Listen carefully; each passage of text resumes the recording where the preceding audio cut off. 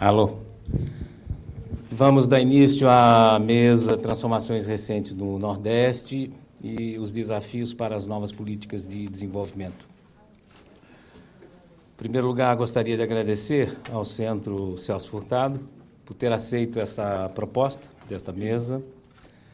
Gostaria também de agradecer a Tânia Bacelar, pela enorme ajuda que me deu para montarmos esta mesa.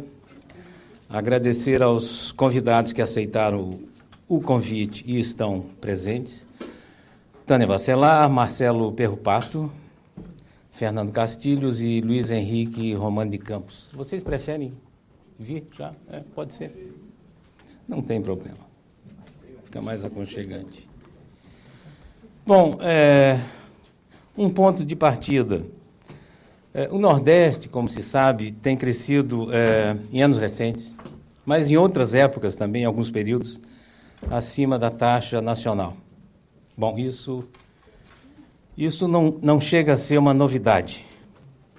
Dentro disso, há um ponto que intriga, e que pode ser uma novidade, é que o Nordeste, há muito tempo, desde 85, vem mantendo a sua participação de 13% no PIB nacional, inalterado isso, desde 85, apesar das transformações positivas e negativas, adições e subtrações de elementos dentro da economia.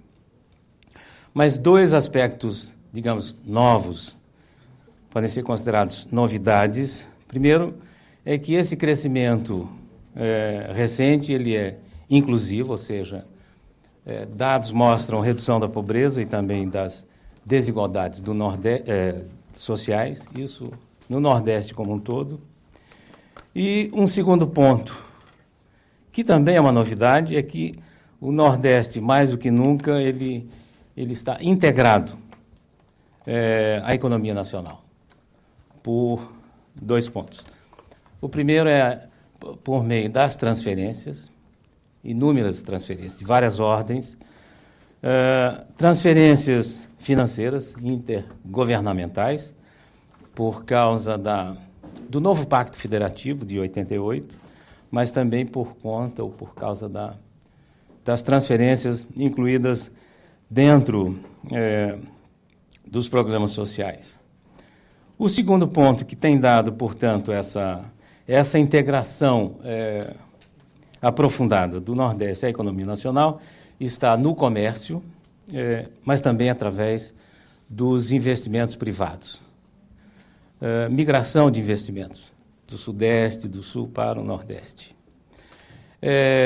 Em 2009, o Centro Celso Furtado realizou um seminário em Recife, no qual houve uma mesa coordenada pela professora Tânia, que levou o nome de Nordeste que dá certo, né? Então, nessa mesa que eu participei com Tânia, nós nos debruçamos na reflexão desta configuração que eu tracei em linhas gerais. Essa nova configuração do Nordeste. O que ficou claro naquele momento, e bastante consensual, é que esse crescimento, ele tinha, digamos, um componente muito forte do consumo das famílias. Esse ponto foi levantado hoje de manhã pela Vanessa, em termos de Brasil, mas para o Nordeste ele é muito mais forte, porque o salário mínimo valorizado impacta muito mais no Nordeste e os programas sociais impactam muito mais no Nordeste. Também as transferências financeiras intergovernamentais. Portanto, isso alavancou o consumo das famílias. Esse componente, o componente do consumo dentro da demanda, digamos, agregada, alavancando o crescimento do Nordeste, ele é mais claro e é mais fácil ser captado, como, por exemplo, através dos dados da RAIS, enfim, não é? Dados oficiais, dados dos organismos governamentais, mostram isso com clareza, o papel do consumo das famílias no crescimento. O que não ficou claro naquela época, Há um esforço grande por parte de pesquisadores, acadêmicos, dentro do IPEA, mas por consultores, enfim, de maneira diversa.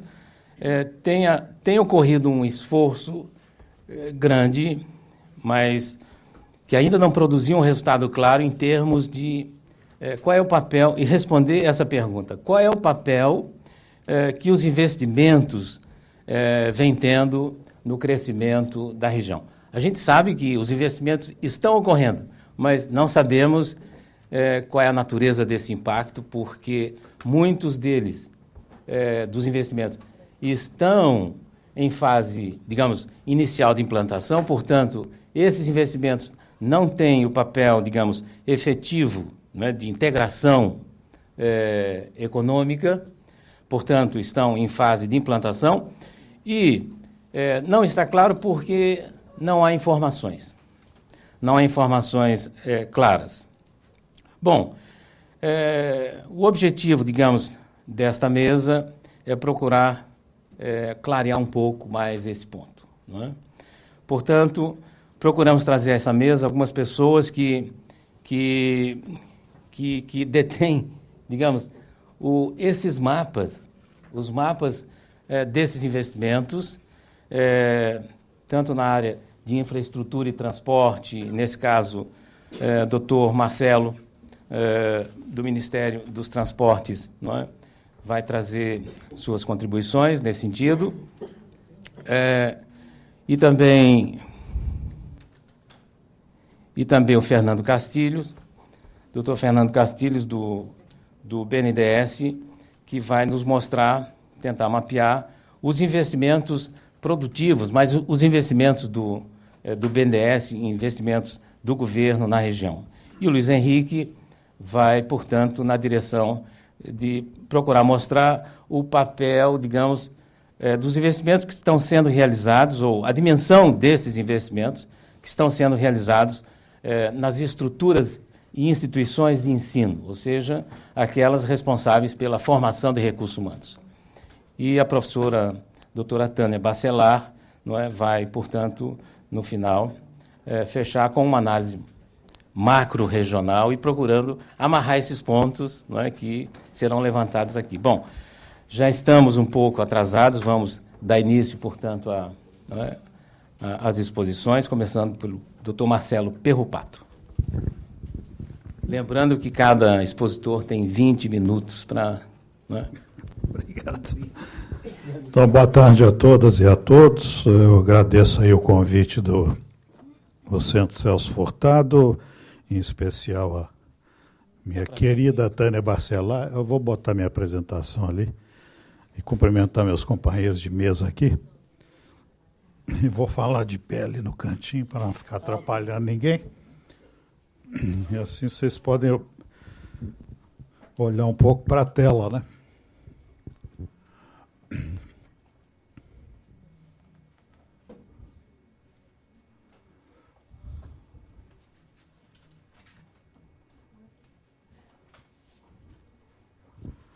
Muito bem. Deixa eu pegar esse negócio aqui, que eu acho que ele funciona. Eu agora há pouco estava nessa mesma sala aqui, me deleitando aqui com as questões amazônicas, porque como eu sou sudestino, sou um varginhense lá do sul de Minas, eu tenho duas paixões na vida, uma é pelo Nordeste, a outra é pela Amazônia. Porque, de alguma forma, se a gente puder contribuir, a gente não quer, como dizia o Mangabeira Unger, repetir as burradas que nós fizemos no desenvolvimento do Sul e do Sudeste. A gente pode aproveitar a tecnologia dessas áreas, mas tem que adaptar para esses biomas nossos aqui. Eu passei um terço da minha vida profissional, quase, talvez um pouco menos. Eu estou meio já com 50 anos de dedicação ao setor de transportes. Mas talvez uns 15 anos eu me dediquei ao Nordeste fundamentalmente. Então, eu conheci o Nordeste um pouco mais do que a palma da minha própria mão e como território do meu próprio estado. Então, eu sempre olhava o Nordeste naquilo que eu acho que toda escola devia colocar desde o primeiro grau, que não era aquela antiga geografia econômica que a gente já estudava, não, é geoeconomia. Todo brasileiro tem a obrigação de conhecer geoeconomia, e inclusive fora do seu território. Fora do seu território, do seu estado natal e fora do seu país, e talvez até fora do seu continente sul-americano. Porque é através do conhecimento de geoeconomia que a gente pode estudar e... Apagou aí?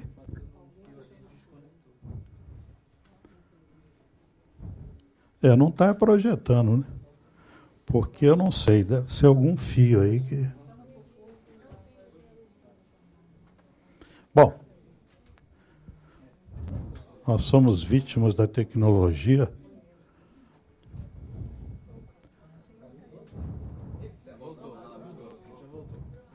Voltou, mas voltou foi tudo, né? Não voltou desde o começo. Tem que dar um control home aqui para ver se volta. Não volta. Faz um ESC e abre de novo. Isso, vai no modo de exibição de slide, né? Eu vou voltar para cá. Tem que ser uma versão muito antiga do PowerPoint.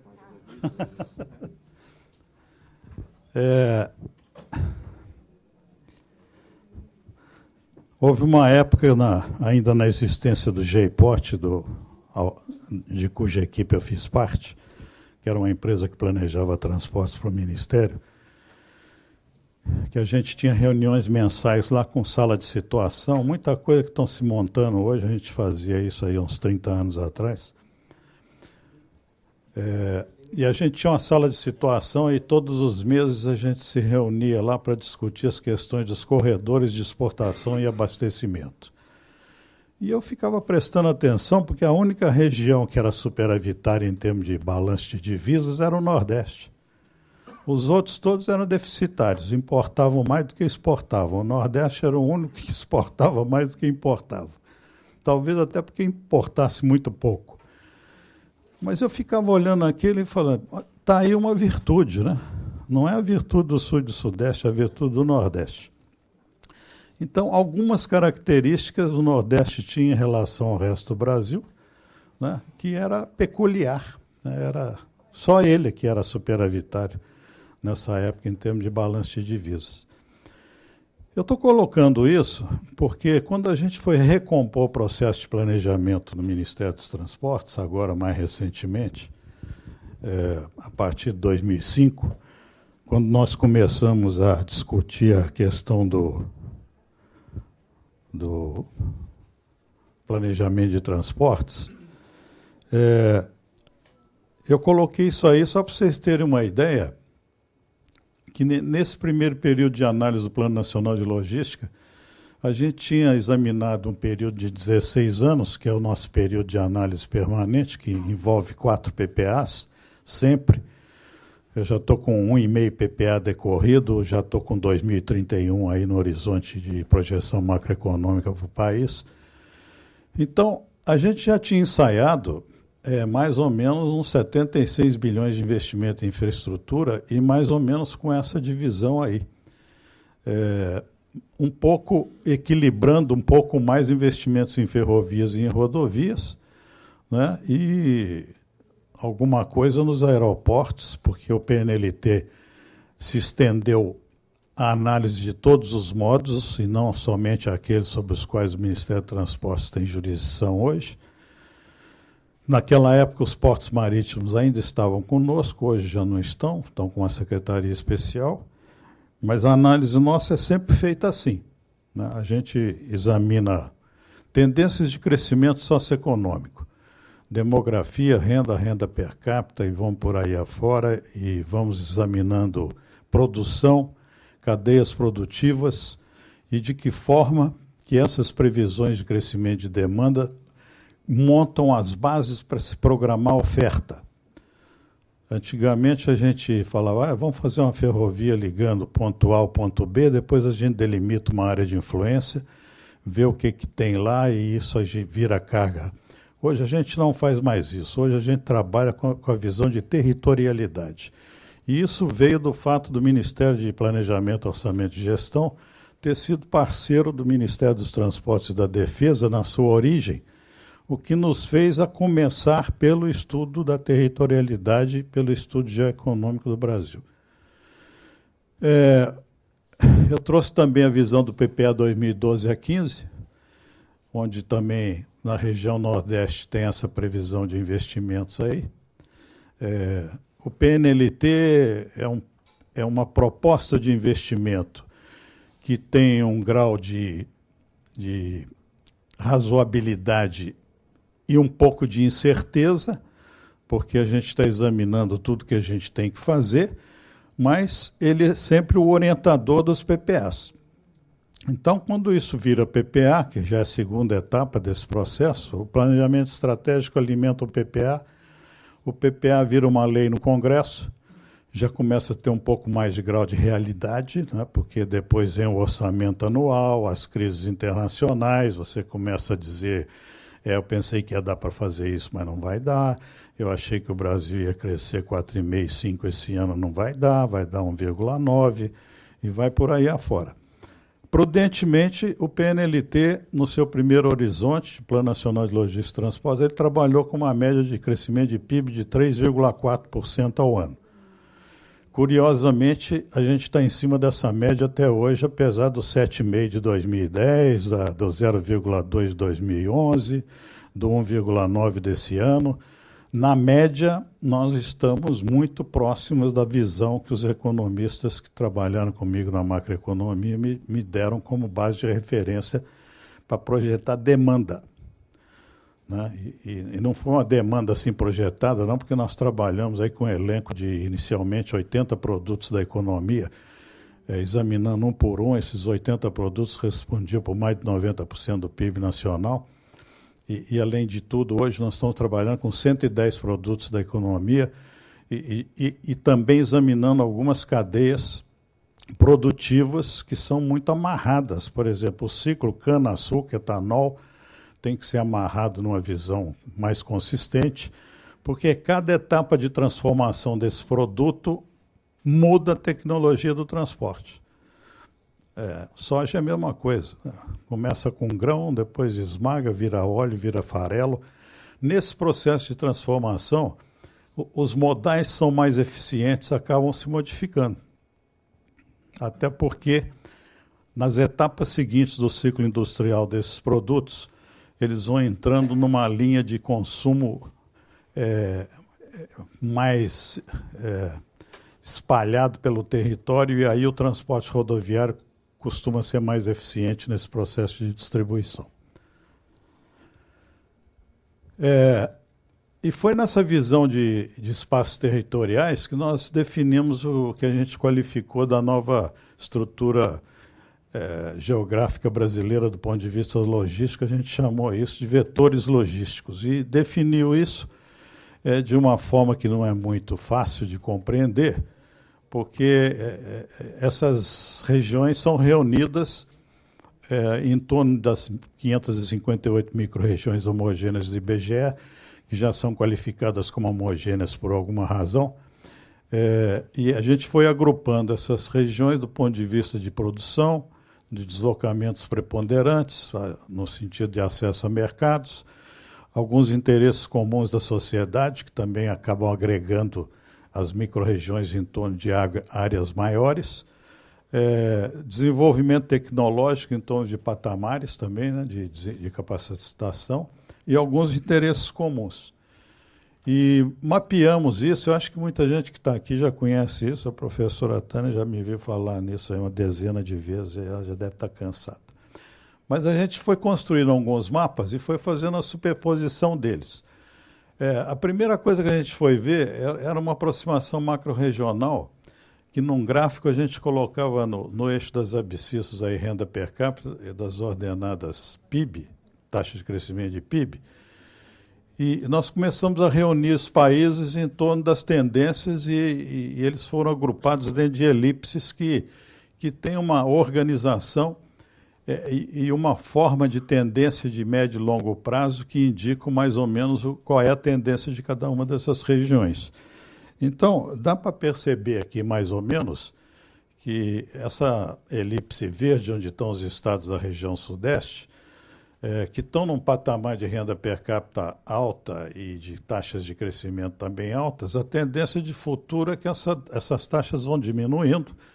E isso é exatamente o que está acontecendo hoje, né? Centro-Norte e Nordeste crescendo a taxas maiores. E a elipse fica meio embicada para baixo.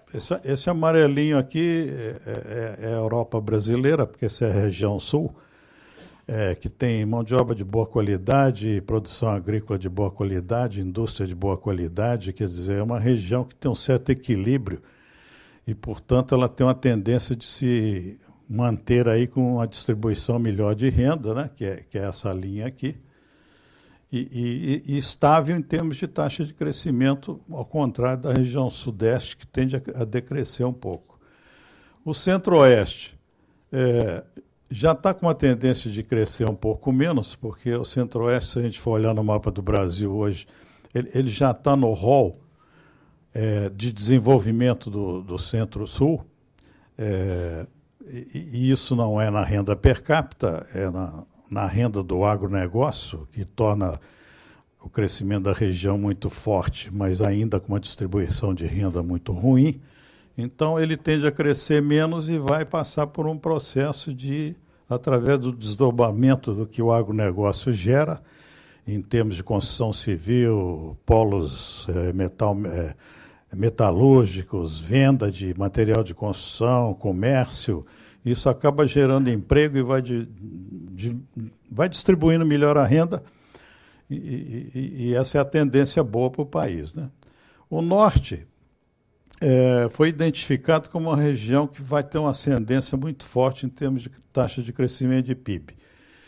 E, curiosamente, quando a gente examinou o Nordeste, a gente viu que o Nordeste não devia estar com essa tendência de elipse embicada para baixo, como a região Sudeste.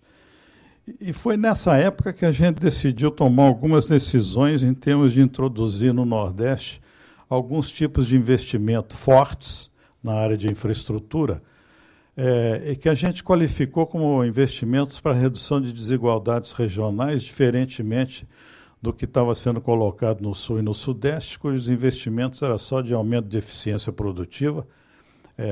E na primeira apresentação que a então ministra Dilma fez do PAC 1, ela disse, bom, o PAC 1 está baseado no Plano Nacional de Energia, no Plano Nacional de Logística e Transportes, e esses projetos aí estão classificados assim: AEP, RDR, IDF, isso foram siglas que nós criamos lá, para mais ou menos categorizar cada um desses tipos de investimento, para que as pessoas pudessem entender que na ação do Estado nem tudo podia ir para as raias do tecnicismo de dizer o governo vai investir no projeto que tem benefício-custo maior do que um. Não. Né? Essa é a visão do lucro, não é a visão do investimento do Estado. O Estado investe em algumas coisas que nós classificamos como projetos de viabilidade política, mas aí é política decisão do Estado, né? Era outro foco. Depois a gente vê onde é que foi parar isso. Bom, na microrregional, a gente pegou essas microrregiões aí e foi dando uma olhada assim na tipologia de cada uma desses aglomerados aí, para ver qual era a atividade dominante em cada uma dessas regiões na nossa base estatística aí. E ficou muito claro para nós que tinha uma parte do Brasil onde a atividade dominante era a administração pública. Ou seja, o fator de geração de renda dessas regiões eram as prefeituras ou alguma instituição pública. Não era uma atividade produtiva, industrial ou de outra atividade privada que gerasse emprego e gerasse renda. E foi esta a razão, quando vocês veem aqui algumas regiões aqui que estão listadas aqui como zonas de alta intensidade tecnológica, vocês veem aqui que o cluster Zona Franca de Manaus está aqui né?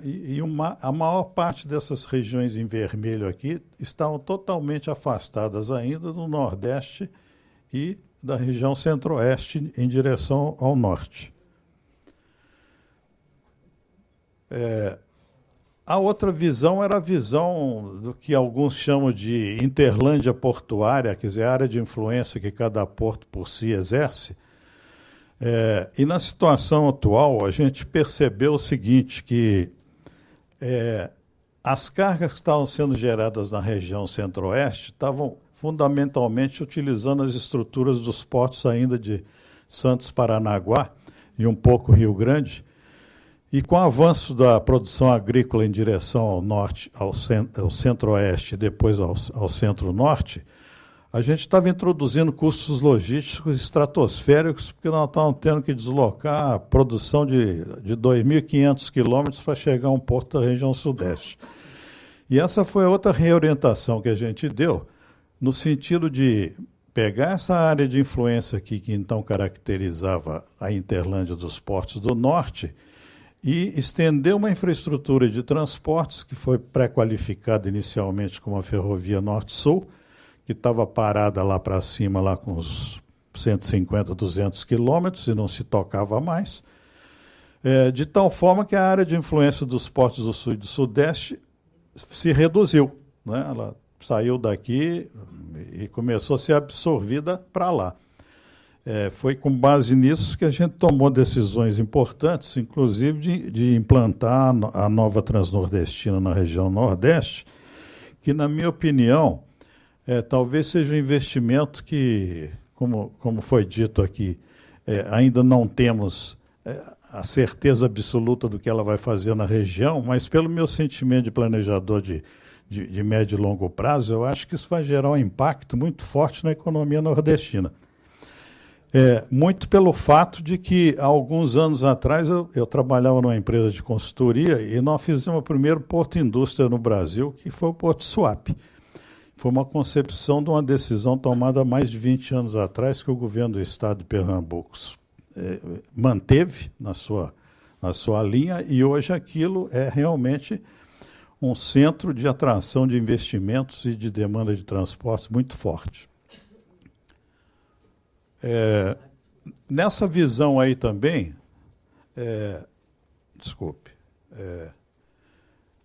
a gente começou a dar uma olhada para a questão ambiental, né, através desse mapa aí que tinha os biomas de unidades de conservação, para pré-definir que tipo de infraestrutura que prioritariamente a gente deveria considerar nas diversas regiões. Uma vez identificada a demanda, bom, qual que é a alternativa modal mais eficiente para isso? Algumas você pode implantar, outras não. A hidroviária é onde os rios estão, né? Mas a ferroviária e a rodoviária comportam um modelo decisório para você optar por um ou por outro. Porque, na verdade, são construções que a engenharia domina fartamente e pode fazer em qualquer tipo de geografia. Mas a tendência nossa era a seguinte: vamos evitar introduzir infraestrutura de transportes em regiões onde a impedância, se é que se pode usar um termo dos engenheiros elétricos aí, é maior na questão ambiental. Vamos construir infraestruturas que produzam inicialmente menos impacto ambiental. Por quê? Porque a lei ambiental, ela permite... A questão ambiental não é uma questão contra o desenvolvimento do país, mas ela tem componentes como mitigação e compensação ambiental, que são as coisas que qualquer engenheiro tem que fazer, né, para não deixar um impacto muito danoso na instalação da infraestrutura e também na parte de operação. Isso gerou aqui algumas escolas no mundo introduziram o meio ambiente na área da engenharia civil, que foi o caso da universidade onde eu fiz mestrado aí há 38 anos atrás, que o departamento de engenharia civil lá virou engenharia civil e meio ambiente.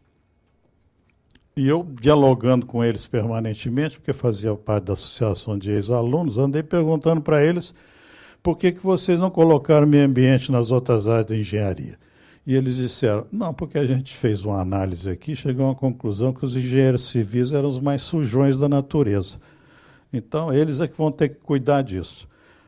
Primeiro, definir obras melhores. Segundo, recolher o lixo da obra, não é largar por lá, né? Deixa eu passar rápido. Quando a gente superpôs esse mapa, o mapa do Brasil virou isso aí. Então, foi em cima disso que a gente começou a programar os investimentos. Isso foi para dentro dos PPAs.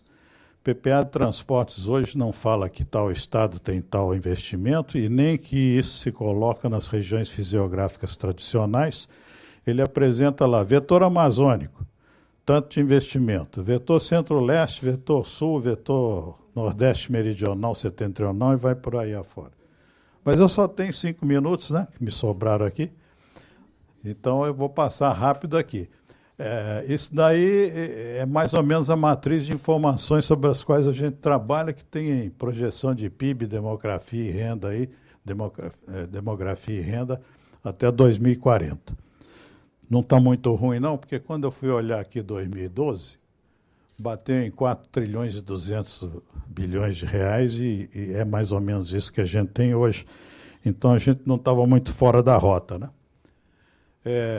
E as demais questões que a gente foi vendo também, onde é que estavam as principais províncias minerais do Brasil, porque certamente ia demandar formas de transporte ferroviário, e em cima desses vetores a gente começou a organizar os nossos primeiros projetos de coisa. Isso daqui já são as áreas de exploração mineral que já estão em implantação.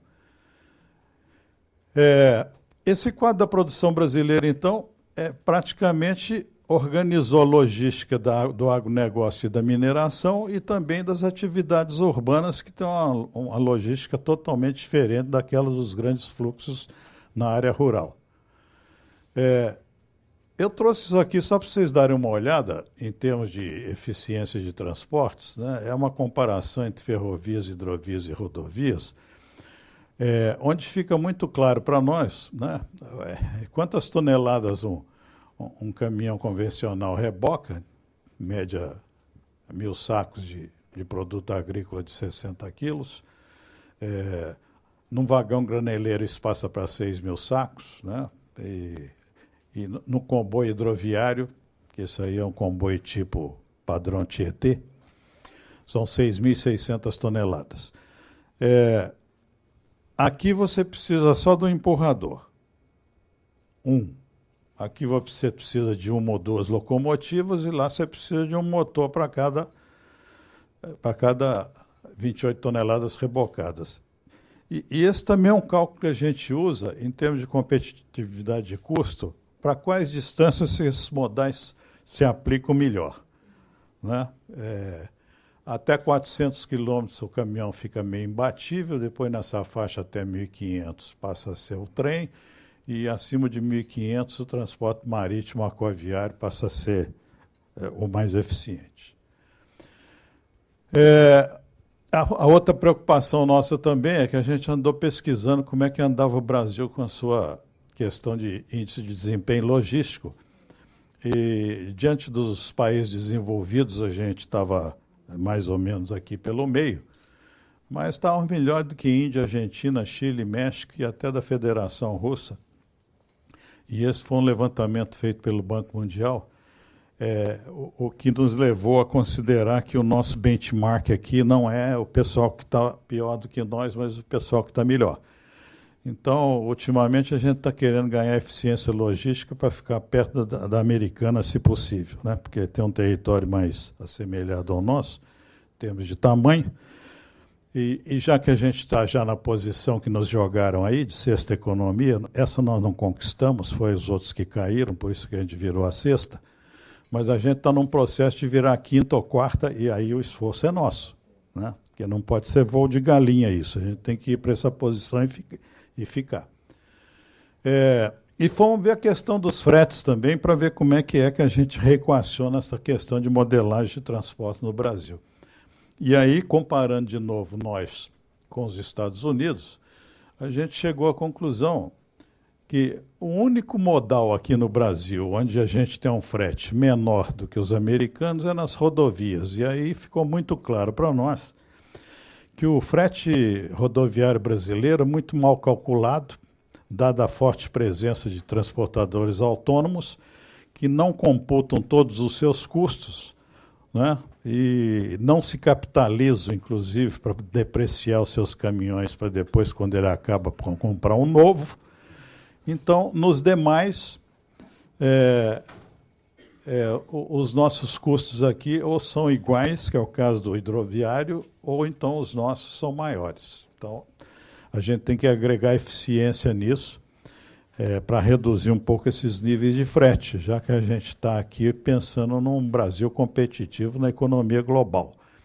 E o fato de você ser competitivo na economia global exige que você também tenha corredores de abastecimento interno eficientes. Uma coisa leva a outra, né? Eu não estou olhando para o Brasil como um eterno exportador de commodities, que, aliás, a presidenta Dilma já falou que não quer mais isso.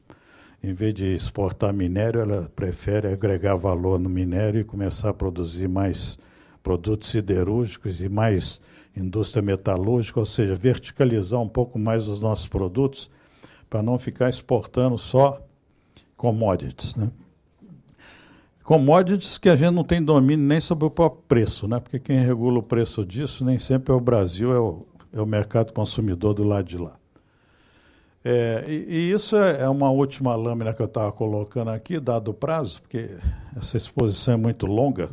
Na verdade, vocês vão ver isso depois, eu vou deixar isso aqui. Aqui tem um detalhe de projeto a projeto que está em obra no Nordeste hoje, inclusive com a avaliação que trimestralmente o PAC faz do andamento dessas obras. Felizmente, as do Nordeste hoje estão quase todas com selo verde, que é aquele selinho que fica lá na ficha do parque, dizendo se a obra está andando bem ou não.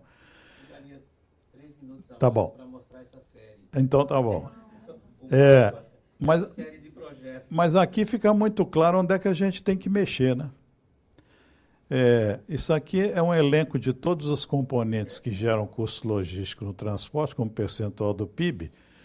E vocês estão vendo aqui que transporte conta com 6,3%, né, desse custo logístico, e estoque uma outra pancada, né? Não está muito, problema não está muito nem na armazenagem, nem na questão do custo administrativo.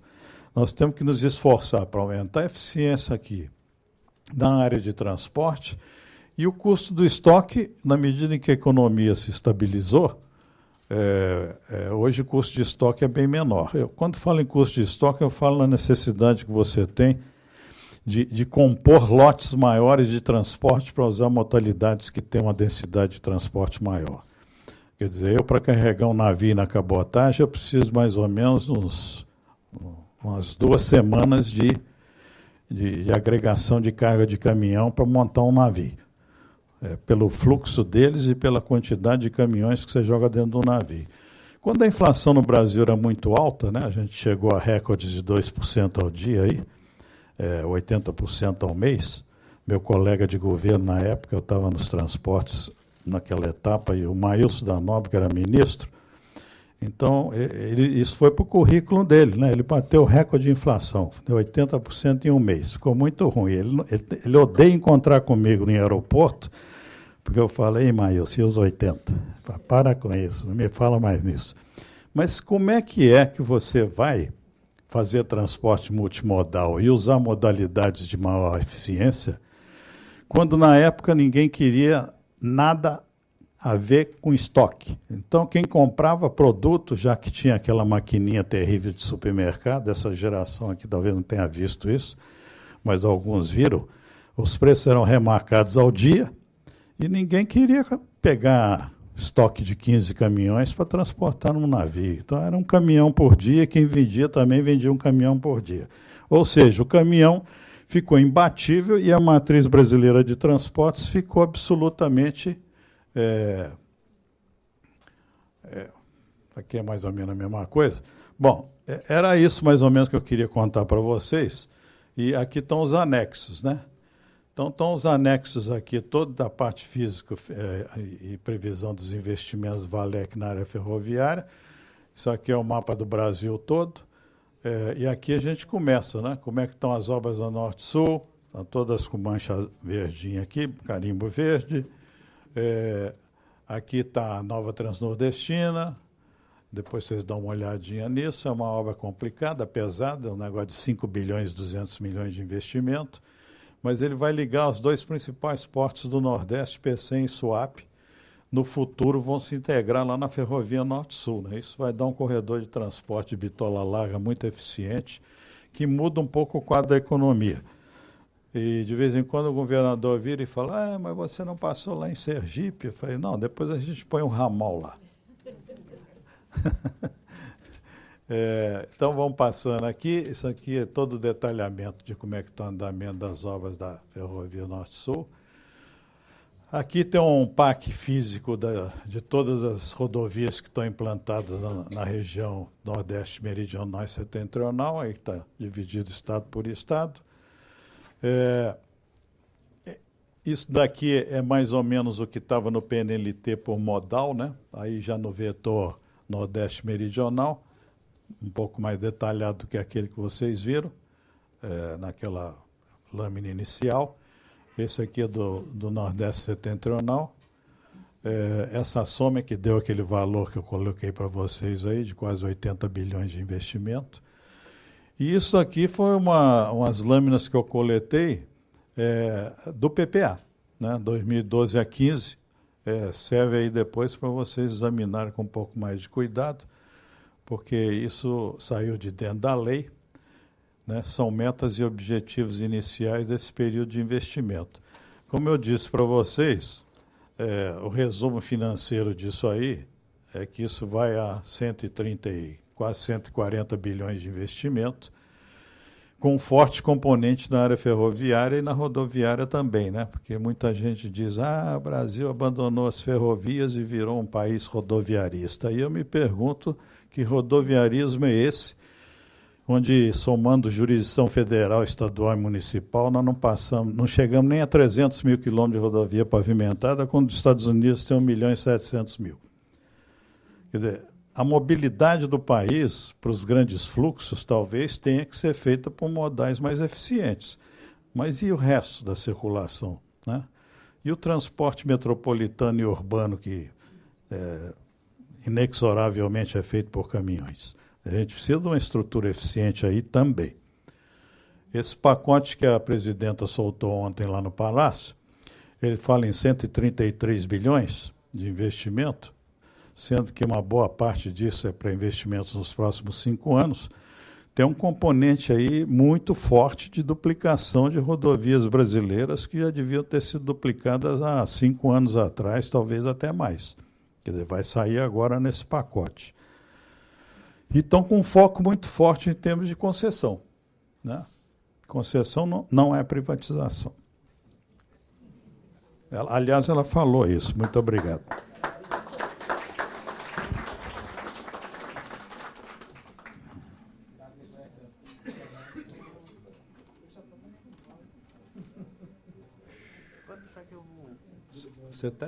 Eu vou fechar aqui para você... a sua entrou, né?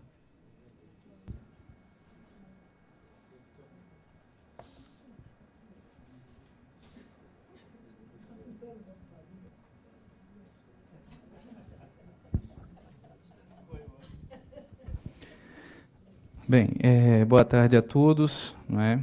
Antes de mais nada, eu queria agradecer o convite, né, do Centro Celso Furtado para poder fazer essa apresentação, em especial a professor Jair Amaral, né, também a professora Tânia, e cumprimentar a todos que estão aqui presentes, né? Eu tenho aqui um desafio de tentar mostrar em 20 minutos, né, algo que está acontecendo no Nordeste em termos de investimento produtivo, né? A gente vai terminar abordando uma série de investimentos. Normalmente, as apresentações do banco elas são muito voltadas para fazer uma abordagem setorial. Eu vou tentar fazer algo um pouco diferente do que se é acostumado a fazer aqui no BNDES. Bem, antes de mais nada, eu queria falar sobre 3 pressupostos sobre tudo que eu vou falar aqui. O primeiro é uma coisa muito simples, né? Que o BNDES é uma sigla, né? E que tem o B na frente de banco. Então, toda vez que eu estiver falando em qualquer recurso financeiro que o banco está utilizando ou está desembolsando, você tem que observar que isso aí não é um recurso de OGU, não é um orçamento. Por trás tem um projeto que foi submetido ao banco e foi analisado, né? Então, daí já tem uma informação muito importante. O banco precisa sempre de projetos, e nós não fazemos projetos. Então, tudo que eu apresentar, por trás tem algum projeto que foi apresentado ao banco e foi analisado para poder ser apoiado. O segundo assim, o BNDES apoia. Essencialmente, o que você perguntar sobre financiamentos, o BNDES financia com o item 3, com poucas exceções. Existem poucas exceções de que o BNDES não financia. A última vez que eu fiz o levantamento, a gente tinha em torno de 142 linhas e programas de financiamento, desde hidroelétrica até ProUCA, programa um computador para cada aluno. Então, vocês imaginam a quantidade de linhas e programas de financiamento que o BNDES tem hoje em dia. Bem, eu vou tentar falar de uma maneira macro e depois eu vou fechando com relação à região Nordeste. Isso aqui é o desembolso do banco do ano 2000 até maio de 2012. Eu estou colocando maio de 2012 porque, se a gente perceber, no Brasil, a gente até maio de 2012 já desembolsou 34,2 bilhões. E no ano todo de 2000 foi 23 bilhões. Então, para isso é que eu estou colocando até maio de 2012, porque essa questão de impacto. O que isso tem a ver também quando a gente vai olhar com relação à região Nordeste. Bem, uma outra coisa importante que eu sempre coloco em minhas apresentações é que se fala muito que o BNDES apoia grandes projetos. Sim, apoiamos grandes projetos. Do lado de cá, o valor, né, das operações em comparação com o porte das empresas. E do lado de lá é o número de operações que o banco realiza. No ano passado, a gente chegou a quase 900 mil operações, e em torno de 94% dessas operações foram para micro, pequenas e médias empresas. A gente faz isso através de bancos que repassam as linhas de financiamento da gente. Isso é bom sempre colocar para desmistificar, que sempre perguntam e falam que o BNDES só apoia grandes projetos. Apoiamos também os grandes projetos. Bem, pegando esse acumulado que eu mostrei, do ano 2000 até maio de 2012, dá 890,96 bilhões de reais. Em participação das regiões do Brasil, a gente tem essa distribuição aqui, com o Sudeste com 56% desse recurso, 19% para a região Sul, Centro-Oeste com 0,8%, Norte com 0,6% e o Nordeste com 11%. Ok? Isso é um acumulado de 2000 até maio de 2012. O que é interessante observar? Quando a gente chega e olha os desembolsos por região em 2011, a gente percebe que aquilo ali é uma média, né? Eu estou somando tudo o que aconteceu em mais de uma década. Quando a gente olha para a região Nordeste agora, a gente consegue ver que está conseguindo, né, fazer uma ação muito forte de conseguir desembolsar aproximadamente o equivalente ao PIB que a região Nordeste gera para o país. A gente, no ano de 2011, conseguiu, com relação aos desembolsos do BNDES, atingir 13,5% dos desembolsos do banco na região Nordeste. Isso deu 18,8 bilhões de reais. Então, a gente está num processo de evolução de desembolso do banco com relação à região Nordeste e às outras regiões também. Olhando o Nordeste em si, esse aqui é o histórico de desembolsos do banco, não é? Com relação de 2000 a também maio de 2012, em que a gente vê essa subida muito forte a partir de 2008, assim como também teve no Brasil. Justamente nesse período a gente teve uma ação mais forte do governo com relação a crédito e investimento produtivo, que é quando aconteceu também a crise internacional. A partir de 2008, isso são dados do Banco Central, os bancos públicos federais eles atenderam a quase 80% de tudo que era crédito disponível para investimento no Brasil. Então, apesar de você ter tido aí uma queda, a torneira foi fechada, né, pelos bancos privados, mas os bancos públicos federais no Brasil continuaram investindo em capacidade produtiva no Brasil. Então, isso tem um ponto muito importante para as coisas continuarem funcionando no Brasil e a gente não ter sido tão impactado quando você viu a situação que aconteceu na Europa, Estados Unidos e em outros países. Bem, naqueles desembolsos, né, acumulados que eu estava mostrando, ele teve essa distribuição aqui na região Nordeste. Né?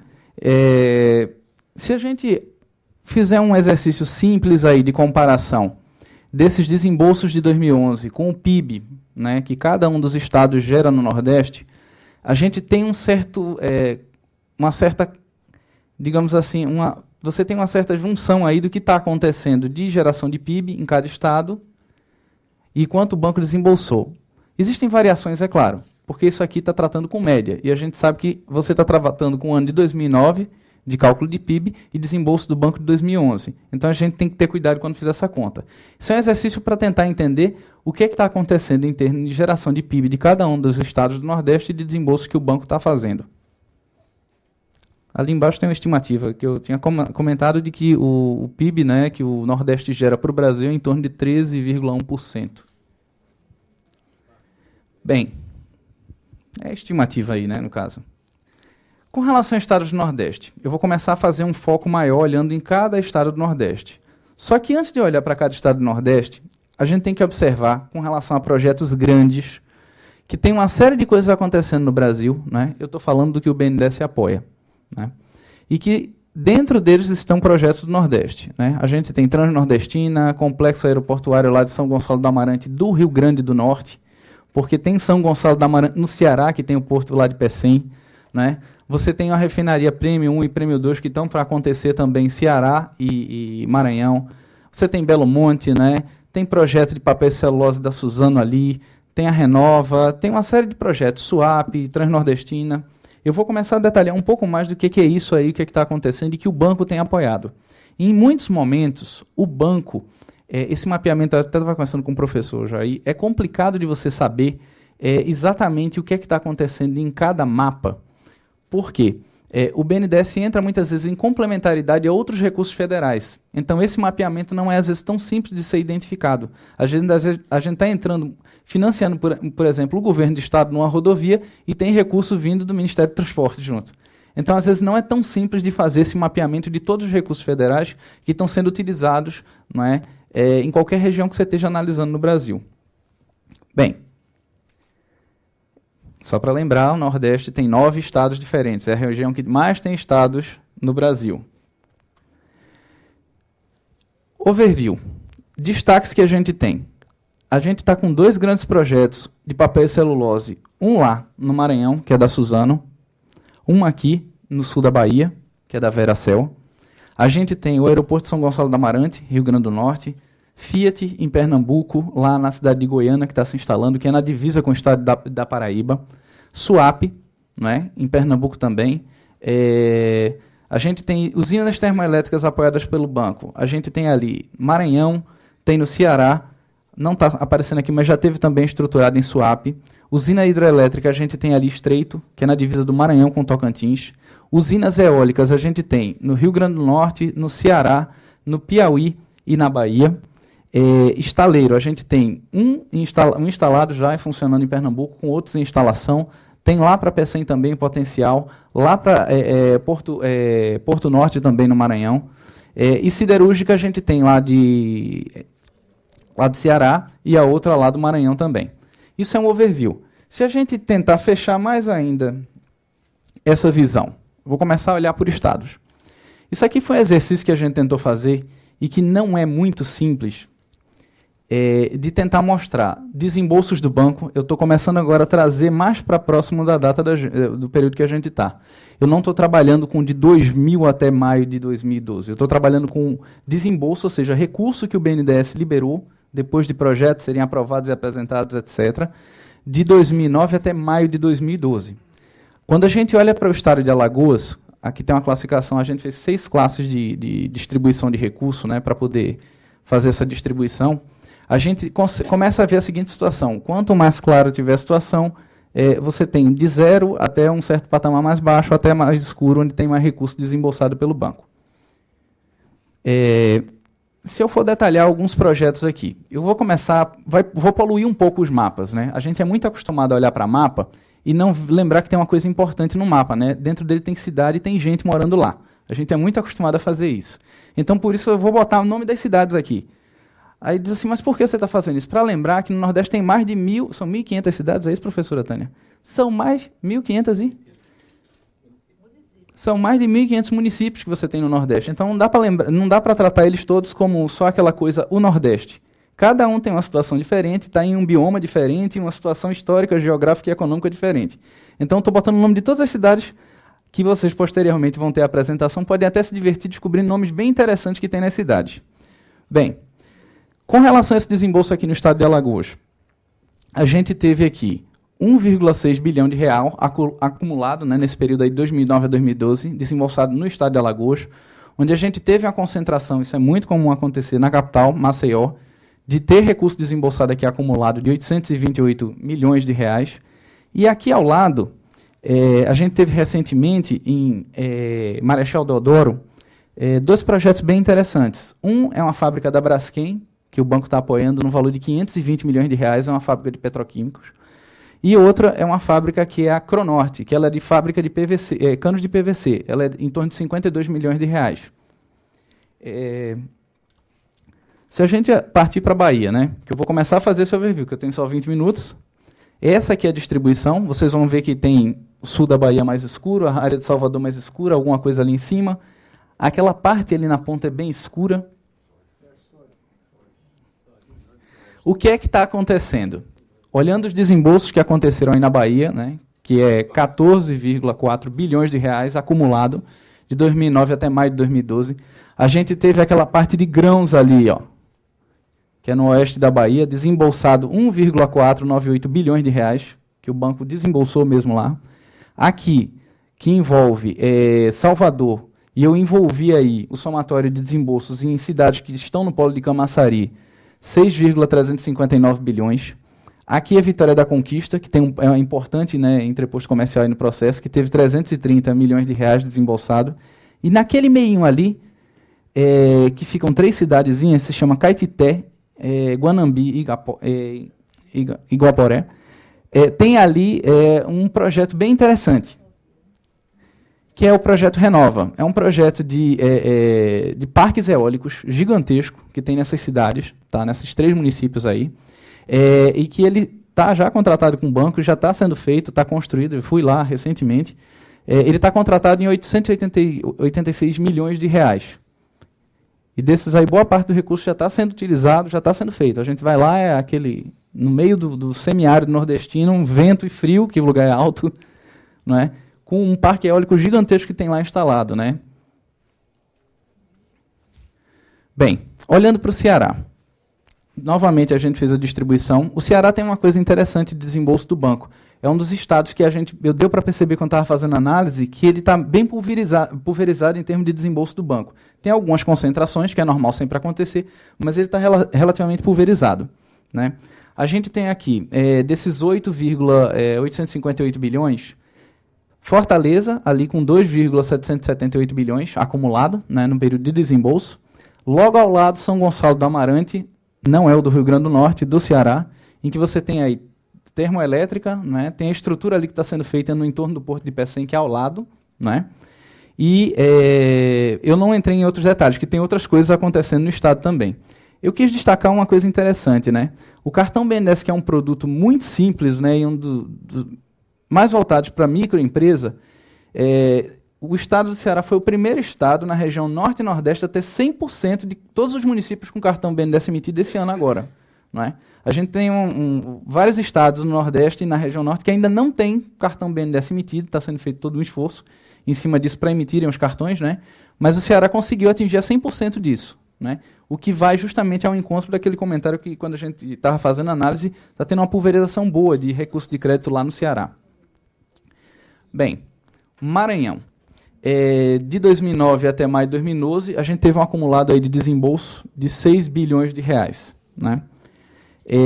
O Maranhão tem umas coisas bem interessantes, né?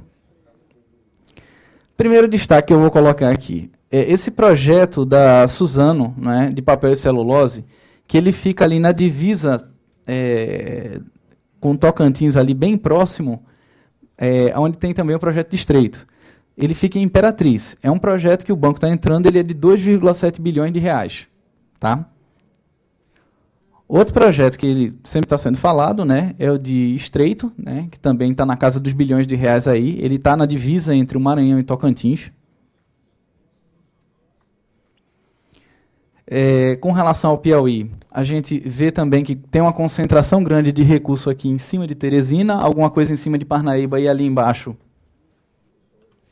que é também com relação à produção de grãos, que você tem muito forte, né? Então, dos 2 bilhões aí de reais acumulados de 2009 até 2012, a gente tem 715 milhões desembolsados ali em Teresina em Parnaíba, 93, e quando você desce ali para aquele conjunto de municípios, foi desembolsado em torno de 177 milhões de reais, né, e em especial é voltado para o setor de produção de grãos mesmo. Então você tem muita coisa voltada ali. E existem outras coisas acontecendo aí também no Piauí. Só que o forte mesmo está sendo nesses 3 pontos aí que eu estou colocando. Bem, já que eu estou falando do Piauí, né, então aproveito o embalo e vou tentar falar de um projeto aqui muito en passant, já que não é também meu território, não é, Marcelo? Sobre a Transnordestina, mas que o banco ele entra também financiando, né? O banco ele está entrando com a parte de financiamento, aí alguma coisa em torno de 850 milhões de reais, né? A Transnordestina ela passa por 81 municípios, né? É interessante olhar que, além da Transnordestina, aí o BNDES não entra, né, na questão de transposição, se quiserem chamar de integração de bacias, eu não tenho preconceito aos nomes, do Rio São Francisco. A gente tem aí, não é, uma interseção de 40 municípios onde você tem a mesma coisa acontecendo, tanto a transposição de São Francisco quanto a Transnordestina. Então, você tem 2 impactos aí em canteiro de obra, em consequências pós conclusão de projetos. Com relação a Pernambuco, né, eu não vou falar para o interior, tem coisa acontecendo no interior, eu vou focar em algumas coisas interessantes que estão acontecendo mais para o litoral. A professora Tânia sempre fala que tudo acontece no litoral. Bem, a gente olhando aqui para a SUAP, né, a gente vai perceber que você acumulado de maio, aí eu estou voltando até 2000, de 2000 até maio de 2012, teve um desembolso de mais de 22 bilhões de reais. O que é importante destacar? Tem 3 projetos âncora ali muito grandes, né? A gente tem uma refinaria, que só no ano de 2009 a gente teve um desembolso de 9,89 bilhões de reais, numa única operação, né? E que dá uma puxada, né, em toda essa parte de desempenho de desembolso no estado de Pernambuco, né? Essa parte de liberações, vocês dão uma olhada município a município que aconteceu, e depois olham, se quiserem, a tabela do histórico do que aconteceu de desembolso em cada um desses municípios que estão no entorno, não é, de Suape. Lembrando que Suape se localiza em 2 municípios, Cabo de Santo Agostinho e Ipojuca, né? Em especial em Ipojuca, e Ipojuca tinha 70 mil habitantes, né? Hoje em dia eu acho que deu uma subidinha, mas é um município que agora está mais ou menos com a 2ª maior arrecadação de ICMS do estado de Pernambuco, para quem conhece, passando até Jaboatão dos Guararapes, que é uma cidade, é a 2ª cidade maior que tem, 2ª, 3ª no estado. Então, é uma arrecadação muito grande, né, de ICMS. A gente tem aí refinaria, estaleiro, petroquímica. A área de Suape, ela é, na realidade, um complexo industrial e portuário que você tem mais de 100 empresas instaladas lá, das mais variadas, desde alimentação, abastecimento, etc. Então, tem muita coisa acontecendo lá. Com relação a Pernambuco e Paraíba, né, eu vou destacar aqui um projeto bem interessante, que é o da Fiat, que ele está se delineando para se instalar na divisa entre os 2 estados, no lado de Pernambuco, na cidade de Goiânia. O que acontece? Esse projeto, né, ele está acontecendo, mas não só tem ele acontecendo. No município de Goiânia está acontecendo também a estruturação de um polo farmacoquímico. Então você tem uma série de projetos que estão acontecendo ali bem interessantes, que não tem a ver com o setor automotivo, já vem acontecendo, e que vão fazer uma massa de recurso maior ainda investida naquela área. No levantamento inicial que a gente fez dos possíveis municípios que estão sendo impactados no lado de Pernambuco pelo projeto da Fiat, a gente viu as liberações do banco, como é que elas estão acontecendo de 2000 até agora. Então, o acumulado deu 714 milhões de reais nesses municípios no lado de cá. Eu não estou tratando de nenhuma capital, eu estou tratando só do lado de cá desses municípios no estado de Pernambuco, né? E Goiânia, esse que está aí com a setinha em vermelho, o número 11. Depois tem mais detalhe, quem quiser dar uma olhada, né, em cada cidade como é que foi o desembolso. Quando a gente olha do lado da Paraíba, a gente começou a perceber o seguinte: o impacto provavelmente da Fiat na Paraíba, em Campina Grande e em João Pessoa vai ser muito maior em termos do que na economia de Pernambuco. Por quê? Você não está com grandes projetos instalados na Paraíba.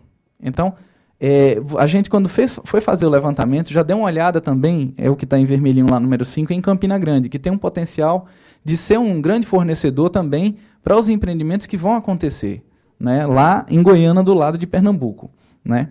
A gente fez uma totalização, aí no caso João Pessoa entrou também, que é aquele ali amarelinho, me perdoe, é o em verde aqui.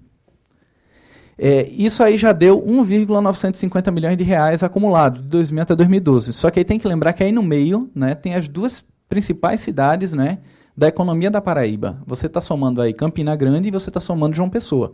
Então tem que ter cuidado, né, com isso. Mas vai ter um impacto muito grande isso aí e já está acontecendo um monte de coisa lá.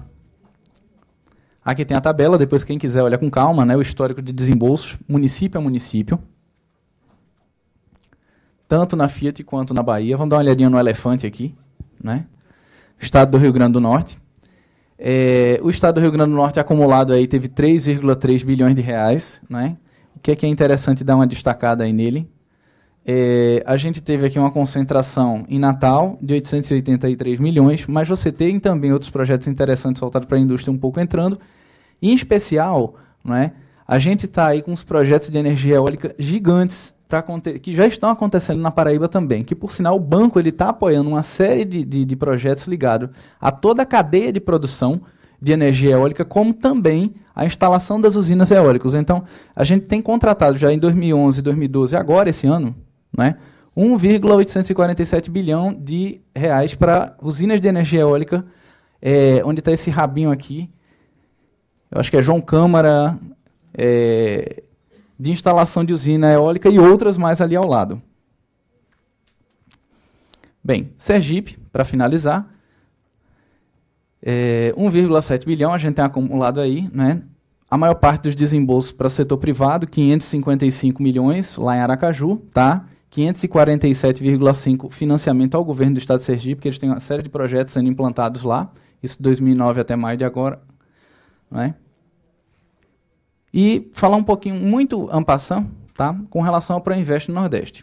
O que aconteceu? Em 2008, quando você teve a crise internacional, o governo fez um processo de incentivo, né, fiscal, reduzindo o IPI da linha branca de automóveis para você ter um aquecimento na economia aí. Só que esses recursos que vão do IPI formam um fundo, que é o fundo que vai de participação para os estados. Eles estão lá compondo. Quando você reduziu a arrecadação de IPI, você caiu os recursos desse fundo. Qual foi a solução do governo federal para os investimentos continuarem acontecendo, né, no Brasil? Foram lançadas linhas de financiamento com recursos do Tesouro através do BNDES para os estados terem acesso e continuarem investindo, né, na estruturação, infraestrutura que fosse necessária em cada um dos estados, né? Com relação ao Nordeste, a gente teve então o Programa Emergencial de Financiamento 1, que é o PF1, o PF2 e o BNDES Estados. A gente teve um somatório aí contratado de 2009 até 2011, né, de 6 bilhões e 400 milhões. Foi desembolsado até 5 de 2012, 5 bilhões e 600 milhões de reais em toda a região Nordeste, só que ainda resta 777 milhões. Contudo, né, para a bola não cair, né, e continuarem sendo feitos investimentos em infraestrutura e etc., que os estados precisam fazer, né, foi lançado, né, recentemente o Proinvest, que é outra linha de financiamento, né, as informações são da resolução do Conselho Monetário Nacional, acabou de sair dia 5 de julho, agora, recente, em que você tem para o Brasil 20 bilhões de reais para ser utilizado nesses investimentos por cada estado, né, e essa distribuição aqui de recursos para cada estado do Nordeste. O total do Nordeste dá em torno de 7,755 bilhões de reais. O que é importante destacar? Eles têm que ser contratados até a virada do ano agora para começarem a ser utilizados, né? Então, o objetivo é que esses recursos sejam investidos de maneira qualificada, né? Como eu falei desde o começo, o BNDES tem o B de banco, então a gente sempre analisa projeto. Então, tudo o que for solicitado ao banco vai ser analisado, os estados têm direito a esse limite de crédito, mas vai ter que ser analisado projeto a projeto e vista a viabilidade e a execução de cada um desses projetos. Bem, por fim, o que eu acho interessante destacar, né, com as informações aqui que eu tentei passar um pouco para vocês? Primeiro, né, que é essa ampliação de atuação do BNDES na região Nordeste. Isso está acontecendo, né, isso através de números dá para se perceber, né? Essa questão da equivalência do PIB e desembolso é um bom referencial, mas não é o único referencial, né? Lembrando sempre que isso é média, a gente tem que ter muito cuidado com média, porque média tem que vir o padrão, né?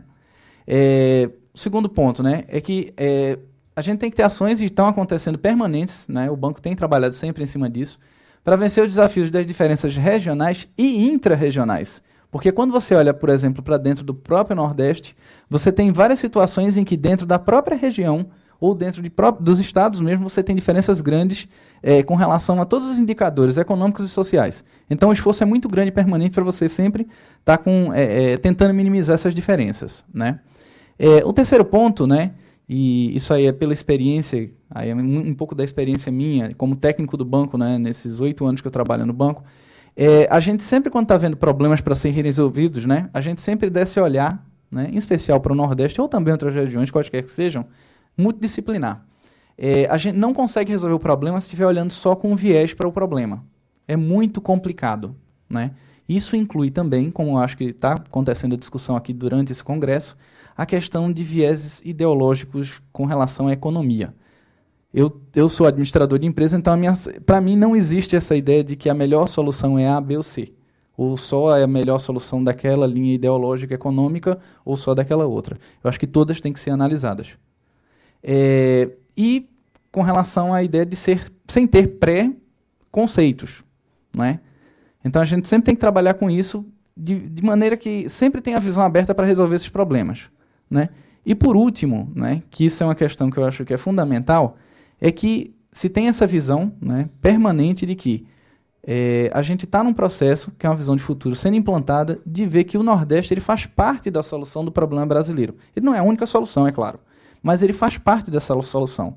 Você tem aproximadamente 29% da população brasileira vivendo naquela região, que tem capacidade de consumo também, mas também tem capacidade produtiva também. Então, eu acredito que isso é uma visão que a gente tem que ter perene, ela o tempo todo. E vou deixar aqui meus contatos e obrigado.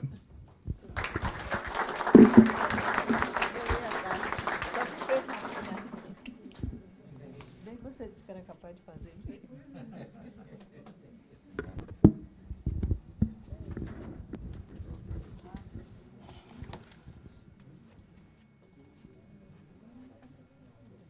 Boa tarde a todos e a todas. Primeiro, agradecer Jair, professora Tânia, pelo convite. Eu vou apresentar aí alguns resultados preliminares de uma pesquisa que está em curso na Fundação Joaquim Nabuco, que é da interiorização recente do ensino superior gratuito no Nordeste. Basicamente, estamos analisando como está ocorrendo a entrada das universidades federais no interior do Nordeste.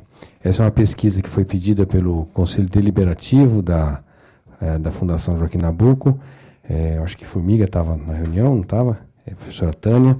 E estamos com o campo parado por conta da greve. Nós estávamos com pesquisa de campo com os alunos em 9 unidades do interior e tivemos que parar por conta da greve. Então eu peguei a base de dados que eu tinha até o momento criticada, que é de Pernambuco, e alguns dados no final vou apresentar parciais, apenas com o que nós já temos pronto. A ideia da pesquisa, então, é olhar um pouco sobre uma visão multidisciplinar os impactos que podem ser trazidos pela interiorização das universidades. Um pouquinho de falar das origens da interiorização. A gente vai encontrar nos documentos do Ministério do MEC lá, alguma coisa no Grupo Executivo de Reforma do Ensino Superior, que é de 2004, esse documento. Ele já fala da necessidade da reestruturação das unidades de ensino superior, principalmente das federais, e elencava algumas razões para isso. Primeiro, o crescimento das universidades privadas, que estão ganhando mercado, e, consequentemente, trazendo uma mercantilização da educação, e a necessidade de dar acesso à população com menor renda ao ensino superior, e também trazer a universidade de volta a um ponto de referência de qualidade que vinha sendo perdida, com o sentido de que estava sendo sucateada por falta de recursos. Então, dentro dessa preocupação do Grupo Executivo de Reforma do Ensino Superior 2004, começam aí as tentativas de crescimento do ensino superior e de algumas medidas já. Aí, só para ter a marca, o REUNE, nós vamos falar daqui a pouquinho do REUNE, começa a operar para valer em 2007, que é quando começa a entrar o dinheiro para as universidades federais. Então, nós fizemos uma marcação para olhar aqui como é que estava indo o ensino superior até 2007, e aí a gente vê uma taxa de crescimento importante no ensino superior, uma taxa de crescimento mais alta no Norte e Nordeste do que no Sul e Sudeste, o que, a princípio, pode mostrar para a gente, olha, a situação estava melhorando, né? Mesmo antes do Reúne, né? O problema é que depois a gente vai ver o passivo do tamanho que era, e algumas dificuldades que a gente pode ver aí, que o crescimento parece, por esses números aí, mais em cima de um crescimento orgânico das unidades, e está havendo alguma sobra de vagas, pelo que a gente pode notar que já está havendo sobra de vagas, que pode estar havendo retenção e evasão do ensino superior, ou uma situação de que você cresce o número de vagas, demora para sair, né? Demora 4 anos para começar a ter o crescimento da saída. De qualquer forma, dentro de qualquer um desses 4 possibilidades desse desenho aí, o que nós temos, então, é uma situação de que o mercado, crescendo via universidades privadas, ele é um mercado que cresce dentro de uma lógica de que curso tem demanda, onde tem demanda, e acaba super ofertando certos cursos em certas localidades, ou também um descasamento entre custo do curso e a capacidade de pagamento das pessoas. Então, um pouco dessa sobra de vagas pode estar dentro dessa lógica aí, né?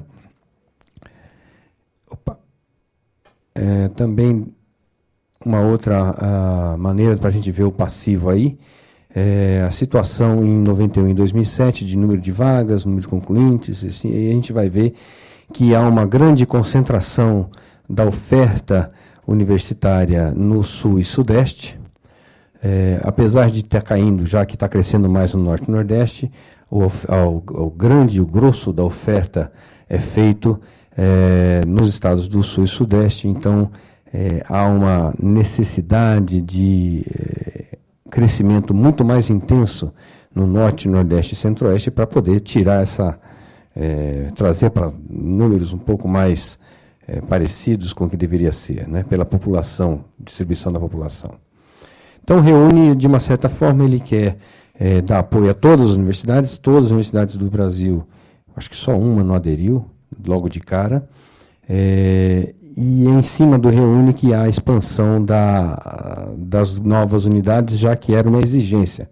Entre as coisas que você tinha que fazer para elaborar o Reúne, Paulo talvez me corrija depois, você tinha que abrir novas unidades também para poder, tem que abrir novos cursos, ampliar o número de vagas à noite, tinha algumas prerrogativas lá no plano para poder ser aprovado e obter recursos novos. Esse programa, então, algumas críticas que surgiram ao Reúne, que a gente anotou aqui, dentro do próprio discurso da academia, é que o programa subentendia que as universidades federais não eram eficientes, já que no própria lei que institui o Reúne coloca algumas relações professor-aluno, professor, número de funcionários, então dava a entender, né, que há um discurso subjacente de falta de eficiência nas universidades federais. E também que o Reúne traria a diminuição da autonomia, já que você tem que fazer um plano com metas e cumprir, se não cumprir não recebe mais dinheiro, aquela coisa toda. Bem, é discussão à parte. O que importa é que no documento que dá origem ao MEC, há uma frase que eu até coloquei aqui em vermelho, expandir até ocupar todo o Brasil. Então, há uma preocupação explícita de que as universidades deveriam se interiorizar para trazer a oferta próxima ao aluno. O discurso básico, então, é um discurso de que tem que dar chance àquele menos ter recursos financeiros e tem que dar chance também àquele que não tem como se deslocar até um grande centro para fazer os cursos. Então, basicamente, esse é o principal, o recurso mais recorrente quando se fala em coisas boas do Reúne, essa coisa de ocupar o Brasil. Depois do Reúne, a gente fez aí um pequeno esboço aí de linha de tendência de número de vagas. Há um crescimento aí de quase 300 mil vagas entre 2007 e 2010, Isso são dados do censo do INEP, do Censo da Educação do INEP, até 2010. Só que a privada cresce de 3.900.000 para 4.736.000, ou seja, a tendência de crescimento da privada maior do que a pública ainda é muito maior, quer dizer, essa coisa de que o ensino superior vai ser ocupado pela privada continua, não foi revertido com o Reúne. Lógico, o crescimento é importante, mas não há a possibilidade, como está nos documentos, de querer que a oferta passe a ser feita pelo federal, né? E o ProUni financia isso aí, né? Quer dizer, dá acesso à pessoa ao curso, tudo bem, mas a própria política reforça esse crescimento aí centralizado. Bem, a gente, então, dentro dessa questão do Reúne, a gente vê que acelera um pouco essa perda da oferta no Sul e Sudeste, perda no sentido de participação. Quer dizer, o Reúne, de uma certa forma, intensifica aquele processo que já vinha de até 2007, de maior crescimento no Norte e Nordeste, o que é algo bom, mas eu acabei, vamos olhar melhor isso. Com dados de 2010, do censo de 2010, nós tentamos ver o que seria a penetração do ensino superior entre os jovens de 18 a 29. O que é isso? Pegamos com dados do censo de 2010, da amostra, que a pessoa preenche lá aquele questionário longo, e verificamos se o jovem teve algum contato com a universidade, se ele foi matriculado e desistiu, se ele está cursando ainda, se ele se formou, se ele está fazendo mestrado, doutorado. Bem, então, o que a gente tem aí, uma média brasileira de 35% dos jovens de 18 a 29 passando pela universidade, o Sul e Sudeste na faixa acima de 40% de penetração dos jovens, ainda é baixo, perto dos padrões de países latino-americanos, nossos vizinhos, o Sul e Sudeste, e o Norte e Nordeste, 2010, tá? 22,8 e 22,6, ou seja, ainda existe um grande passivo de oferta de ensino superior na questão Norte e Nordeste. Quer dizer, então, é preciso acelerar bem mais do que está acelerando a oferta de vagas no Norte e Nordeste. Eu fiz esse esforço olhando as micro-regiões do Nordeste, que é o próximo mapa. Então, a legenda está pequenininha, mas eu vou falar para vocês um pouquinho. As cores bem clarinhas são de 5% de penetração até 9% de penetração. E assim vai indo. A cor vermelha, que é a que mais aparece que aparece em alguns lugares aí no mapa, é de 17 até 31. E as cores muito escuras, que quase não se vê no mapa, por exemplo, essa aqui, aqui, vocês vão ver as que estão acima de 31%. Então, nós temos aí uma situação que a gente pode resumir com algumas coisinhas aqui. Só 7 micro-regiões do Nordeste estão em situação melhor que a média nacional. 7 capitais. Duas capitais não estão melhores do que a média nacional, que são Maceió e Teresina. Ainda estão abaixo da média nacional. A gente vai ter aí também que o interior do Maranhão, Piauí e Alagoas, se a gente olhar aquele mapa de novo lá, nós teríamos uma situação muito ruim, situações de 5%, 6%, 10%, quer dizer, uma situação ainda muito ruim.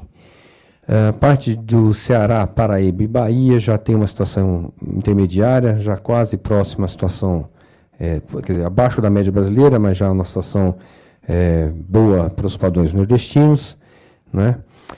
E já dá para ver algumas coisas da interiorização. Vou voltar agora para a gente poder falar um pouquinho de como a gente pode falar que a interiorização está fazendo algum efeito. Aquele vermelho grande que coincide com aquele vermelho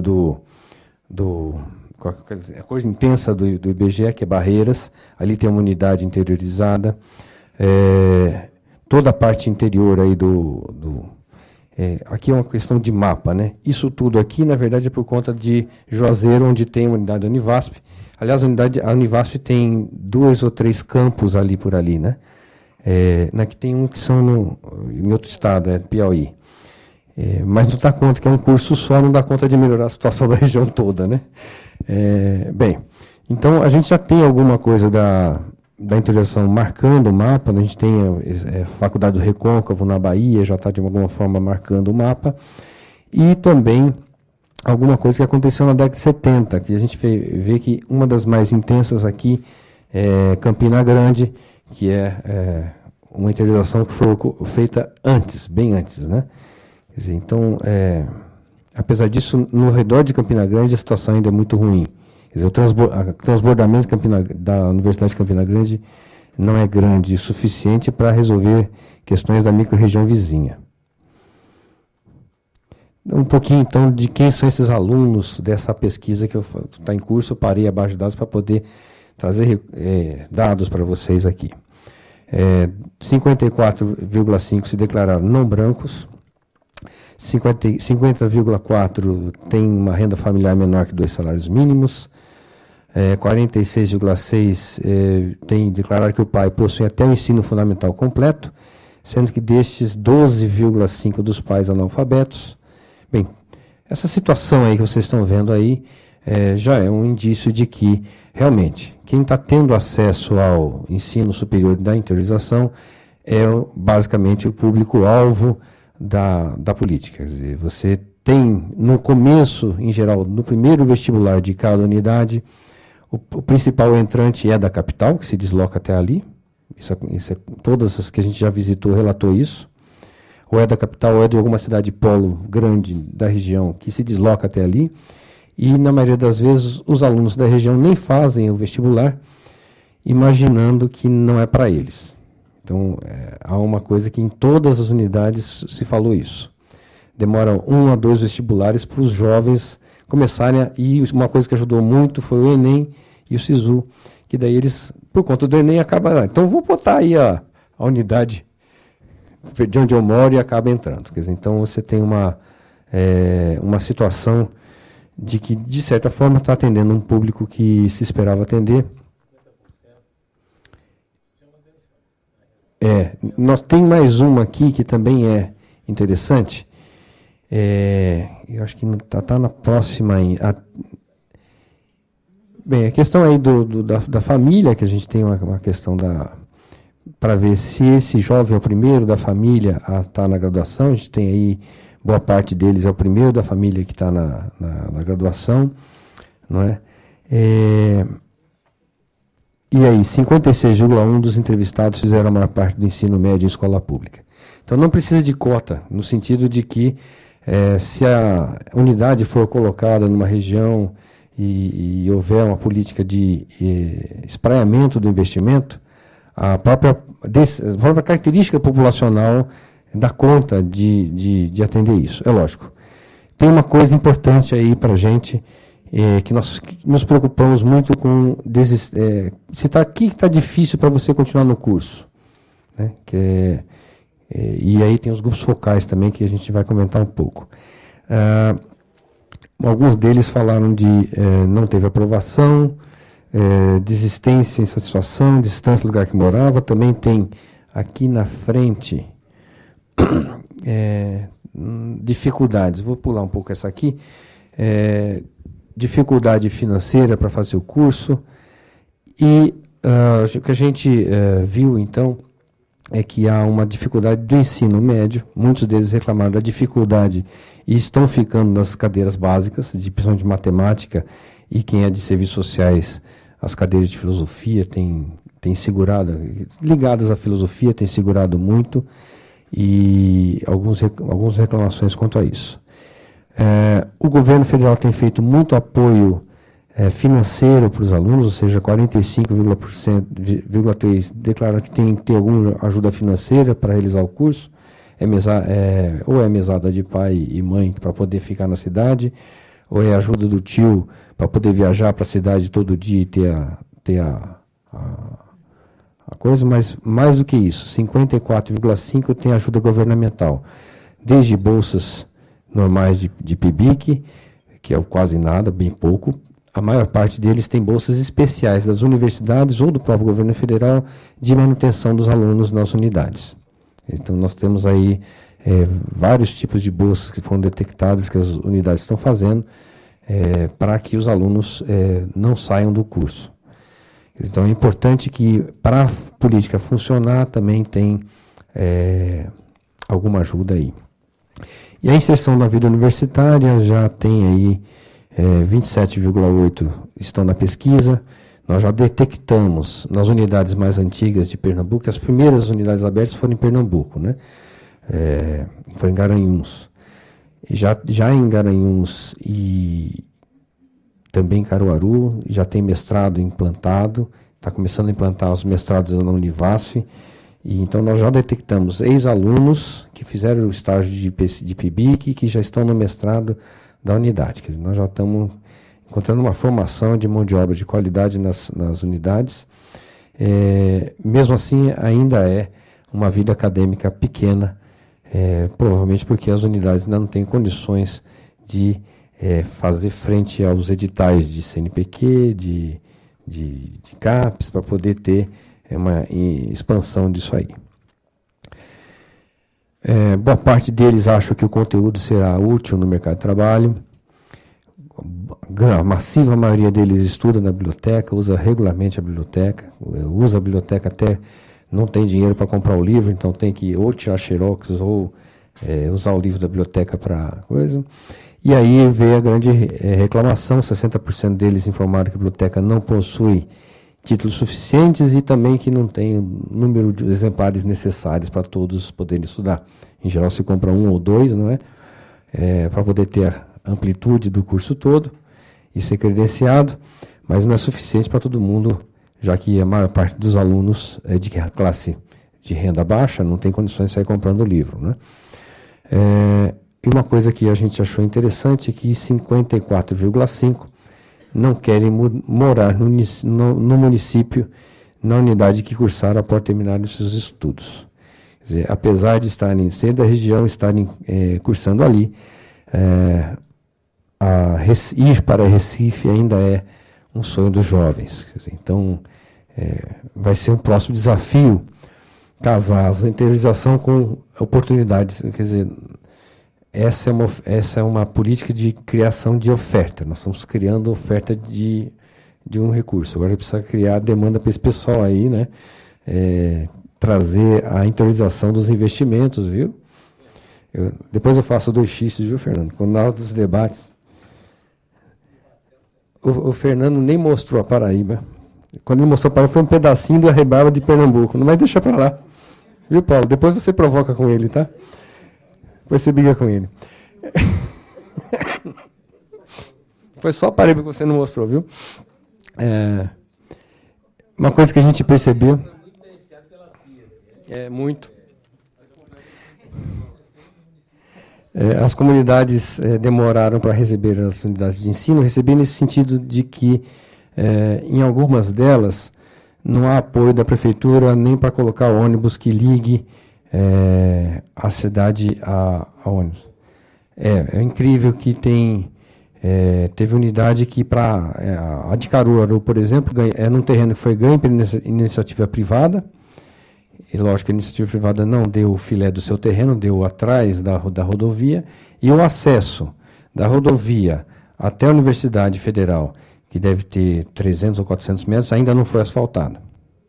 Então, é só para vocês terem uma noção de como é isso, esse receber a unidade de ensino aí, desde até que a gente está fazendo pesquisa de campo quantitativa, dinâmica de grupos com os alunos, entrevistas com os professores, visitas às lideranças municipais, e nas dinâmicas de grupo com os alunos, teve caso de aluno relatar que o pai não queria que ele fizesse na Universidade Federal, porque é público, e público é ruim.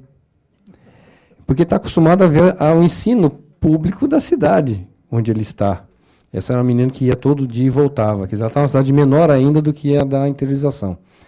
Então, até isso a gente encontrou lá, uma desconfiança da população local com uma universidade federal, porque ela era pública, né? Não há uma coisa homogênea de como os municípios receberam as universidades. Tem desde doação de unidade pronta. Vitória de Santo Antão, por exemplo, deram uma escola, implante aqui nessa escola. Lógico que depois tiver que reformar tudo para poder virar uma universidade, mas não saíram do zero, né? Receberam escola pronta. Até localidade que não ajudou em nada na implantação da universidade. Nós não vimos uma preocupação de ligação da pesquisa com o tecido produtivo local, que é uma preocupação grande nossa. O que está ocorrendo parece estar sendo de forma meio que automática, principalmente na unidade de Garanhuns. Isso já vai gerar uma pesquisa específica de APL do leite lá, para ver a questão foi um pouco por conta da escolha do curso, que escolheram só cursos ligados à própria dinâmica econômica, então isso facilita essa interação. Está havendo alguma interação em outras unidades, principalmente onde tem a parte de medicina ou de coisas ligadas com os departamentos de saúde dos municípios, que acontece em Petrolina, acontece em Vitória de Santo Antão, mas ainda não há, digamos, uma preocupação dos centros. Olha, nós temos que aumentar a inserção nossa na região, vamos fazer uma pesquisa engajada ou coisa do gênero. Não há preocupação entre os professores. Há muito sim uma coisa, preciso produzir paper, e vou pegar dado secundário e pesquisa pura, está longe do centro para fazer pesquisa. Não há uma preocupação disso, e talvez isso precise ser estimulado de política de cima para baixo, ou seja, os editais não serem só tantos por cento vão para o Nordeste, como é hoje. Talvez tenha que ser alguma coisa mais específica. Olha, o seu projeto não é só o CESP do Nordeste, tem que ser um projeto que esteja inserido com a realidade local. Nem que não seja especificamente de tecido produtivo, mas que vá cuidar da sociedade local de alguma maneira, para que a integração tome outro rumo, né? A escala precisa ser muito ampliada. A gente viu que existem grandes áreas do mapa que ainda há uma carência muito grande. Nós falamos de abaixo de 10% da população tendo acesso à universidade, é muito pouco. E o ensino médio precisa ser melhorado. Quase todas as unidades, os alunos nos grupos focais relataram problemas de permanecer no curso por conta da dificuldade do curso, né? Ainda não trouxe dados aí dos professores, que a gente está tabulando. A dificuldade dos professores tem sido a permanência nas localidades. Em geral, eles entram na unidade menor, visando a transferência interna para maior, para a principal, ou ficam um ano e meio, passam em outro concurso, numa interiorizada um pouquinho melhor, e assim vai indo. Nós temos um caso de Serra Talhada, que deixou de chamar os professores para assumir no verão, porque lá no verão é 35 na sombra, né? Então, só chama o professor para assumir no inverno. Até isso eles fizeram para poder... Teve caso de professor chegar para assumir, o gaúcho chegou para assumir lá, no verão virou, não vou assumir mais, e foi embora. Mas relataram isso, essa dificuldade de manutenção da mão de obra, que ainda tendo muita coisa. Bem, são dados preliminares, a pesquisa ainda está em 9 unidades do interior. Nós estamos no interior do Piauí, no interior da Bahia, ocupando, né, os espaços também, mas fica aí para o debate.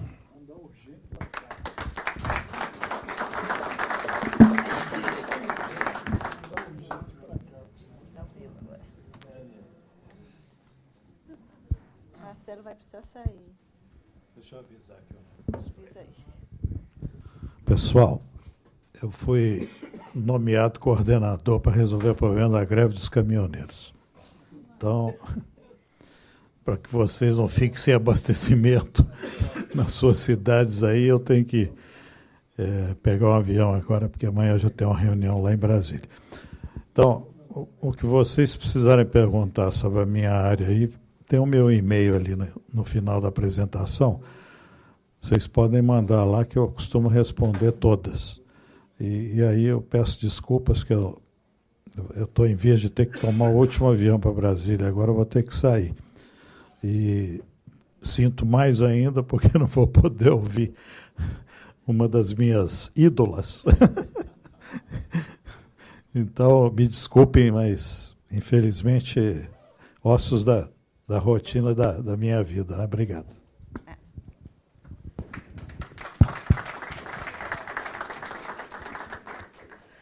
Bom, gente, 6 horas, eu vou ver se eu dou uma corridinha aqui, tá? Eu queria primeiro dizer a Fernando que eu ganhei a tarde com a sua exposição. A gente fez um curso aqui no BN10, e o BN10 tem uma cultura setorial. E tem um sistema de informação também setorial, né? E no curso eles diziam assim, mas a gente tem as informações do lugar. Por que não analisa o projeto? Então, sabe onde o projeto está. Então, no dia que o BNDES resolver dar o tratamento regional, ele pode fazer. E ele acabou de mostrar que pode fazer com a base de dados do BNDES. Tá certo? Então, ganhei. Professor vive para isso, né? Então, ganhei o dia. Eu vou fazer uma intervenção olhando para o futuro. Foi isso que eu combinei com o Marcos, né? Com o Jair. As mudanças recentes já passaram aqui pelo Congresso, as principais transformações que o Nordeste vem passando. O foco dessa mesa foi o investimento, e aí a gente viu como o investimento também foi importante, né? Não foi só consumo que mexeu com o Nordeste nos últimos anos. Investimento em infraestrutura, investimento produtivo e investimento estratégico em educação superior. É uma marca importante do que aconteceu lá nos anos recentes. Mas eu queria olhar daqui para frente. E aí eu vou ser menos otimista do que normalmente eu sou, tá?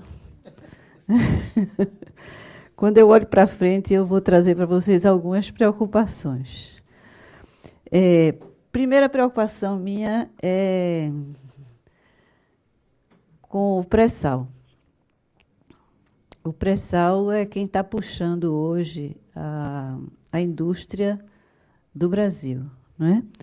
Essa tabela é do BNDES, e vejam que de 2011 a 2014, eles esperam investir 614 bilhões na indústria, dos quais 378 é em petróleo e gás. O segundo setor cai para 62. Então, isso é que é a capacidade de investimento, não é? Então, essa é, de fato, a indústria que vai comandar, nos próximos anos, o crescimento industrial do país. Tá? Então,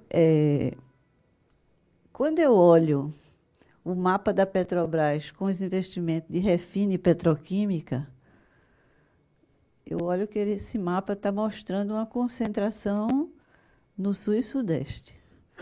Ou seja, a extração já está concentrada pela natureza, né? Não dá para a gente brigar com a natureza. O petróleo está lá, vai ter que tirar lá.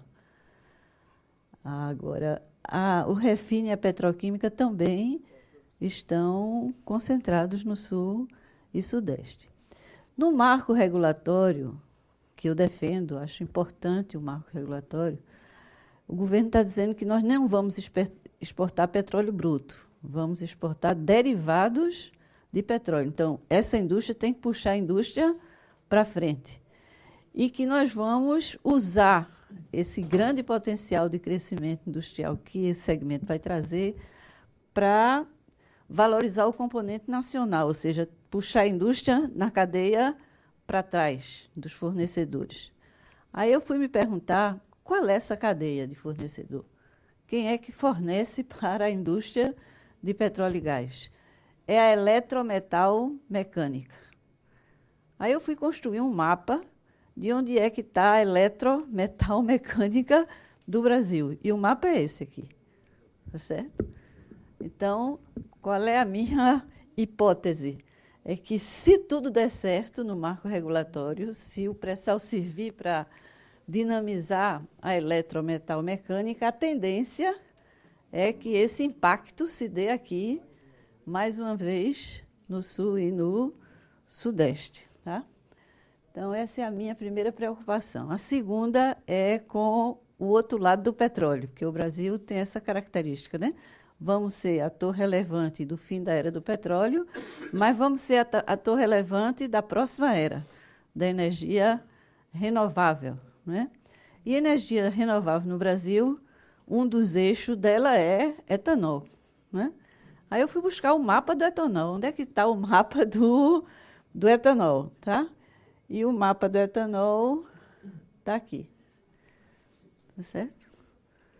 Este é o mapa do etanol. O Nordeste está perdendo peso no mapa do etanol. Pernambuco, Alagoas, já era. Etanol no Brasil é São Paulo, Mato Grosso do Sul, né? Tiquinho no Paraná e Goiás, né? Então, preocupação para o Nordeste. Luzinha amarela no futuro para o Nordeste, tá? Aí eu fui buscar o setor automotivo, que a gente gosta de patrocinar, né? Porque ele tem uma cadeia grande, tem um peso grande no setor da indústria de transformação. Então, na hora do aperto, é a primeira que a gente pensa, né? Tira o IPI do automóvel para segurar aí a conjuntura, né? O Brasil tem 50 fábricas de automóvel hoje. 2 estão no Nordeste. Uma é a da Bahia e a outra que está indo para Pernambuco, né? Vai ir para Pernambuco. Uma foi resultado da dobradinha FHC-ACM. E a outra foi resultado da dobradinha Lula-Eduardo Campos.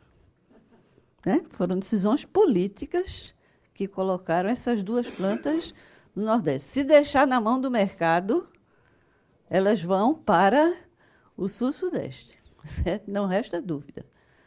Então, acho que essa é uma discussão que a gente vai ter que fazer, porque o mapa, que eu tirei esse mapa do Brasil, do PAC, esse mapa nem é meu, é do PAC. Tá certo?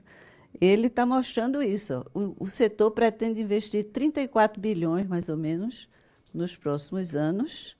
E o mapa nem precisa eu falar, ele fala por ele mesmo. Para onde é que vai? Exceto a Fiat, se deixar o mercado, vai para lá. O marco regulatório do setor automotivo não trata disso. Trata de coisas muito importantes para o Brasil, como, por exemplo, não nos interessa trazer somente a planta de montagem, nos interessa trazer também o setor de P&D. Palmas para a decisão estratégica do Brasil de forçar a barra, vão usar nosso mercado, então tragam também o centro de P&D. Mas, do ponto de vista regional, eu li e reli, não tem a discussão do impacto regional desse tipo de política, tá certo? Então, é disso que eu estou falando, tá certo? Na soja, no setor de agronegócios, que é outro grande potencial do Brasil, só para terminar, o Brasil vai ser chamado a participar mais ainda desse setor de produção de alimentos. E quando eu olho o mapa da soja, eu procurei outro mapa, mas não achei, tá certo? O mapa da soja também me mostra que o mapa da soja só pega um pedacinho do Nordeste. Quer dizer, quando a gente fala grãos no Brasil, produção de alimentos no Brasil, agronegócio no Brasil, a gente não está falando Nordeste, a gente está falando um pedacinho do Nordeste. Lá o bioma do Cerrado, lá na Bahia, sul do Piauí e sul do Maranhão. O resto é centro-oeste, sudeste e sul do Brasil. Né? Então, quando eu olho esses dados, eu acho que a gente tem que... Esse último dado é o mesmo mapa que Marcelo nos mostrou, não é? E que tem a ver com um debate muito importante que a gente faz hoje na política industrial brasileira. Porque o debate desse mapa é o debate de que nós estamos perdendo posição na indústria de maior valor agregado, estamos voltando à tendência a nos transformarmos num país fornecedor de produtos de menor valor agregado, e, portanto, temos que abrir o olho e ter política pública para evitar isso. palmas para o Brasil. Temos que ter política pública para isso. Agora, o debate regional também precisa ser feito. Porque quando eu pego o mapa de onde está a indústria de maior valor agregado, que vai ser beneficiada por uma lúcida política que a gente faça de estimular esse setor produtivo nos próximos anos, a política vai para ali. Porque o setor produtivo está ali. Então, eu acho que esses são temas que nos levam a uma grande preocupação. E, no final, é o nosso gasto federal em CIT, que aumentou muito nos próximos anos. Também palmas para o Brasil. Se a gente olhar 10 anos atrás, o que era o nosso sistema de CIT, e olhar hoje, avançamos. Né? Agora, quando a gente faz a leitura regional, dá vontade de chorar, gente. Olha para aqui. O Nordeste, em 2010, no gasto de CIT do Brasil. E a enorme concentração onde já tem. Tá certo? Onde já tem, a gente está botando mais. Então, essa é a realidade da nossa tendência de investimento num setor que é estratégico para o desenvolvimento do país, mas também é estratégico para o desenvolvimento das regiões menos desenvolvidas do Brasil. Né? Então, o que eu estou querendo dizer é que são temas que a gente precisa tratar com muito cuidado. E ontem ficou muito claro no nosso debate que não dá mais pensar o desenvolvimento do Brasil sem pensar a integração sul-americana. Isso está vindo no Congresso a cada mês. Este é o mapa da integração sul-americana, que é patrocinada pelo acordo do Brasil com os países, financiado pelo BID. É o mapa do IRSA. E vocês vejam que nós estamos fora do mapa da integração. O Nordeste está em branco aqui. Esse é o mapa da infraestrutura, ele é muito estratégico, porque se você não tiver integração física, você não faz integração econômica. Não é? E nós estamos fora do debate da integração, nós estou falando Nordeste, da integração sul-americana que o Brasil está promovendo. Não é? Portanto, são temas que eu acho que a gente tem que parar para discutir. E que convergem, só para finalizar, com uma tendência que aconteceu nas políticas públicas brasileiras recentes. É que, bem ou mal, a gente começou a discutir política regional dentro das políticas setoriais. Tá certo? O mapa do BNDES mostra isso. Quer dizer, quando a gente vê o BNDES chegar aqui com um mapa e mostrando onde é que eles estão financiando, não deixa de ser um avanço. Né? Porque a cultura do BNDES é a cultura do setorial. Acaba entendendo de indústria não sei de quê, o outro entende de agricultura não sei de quê.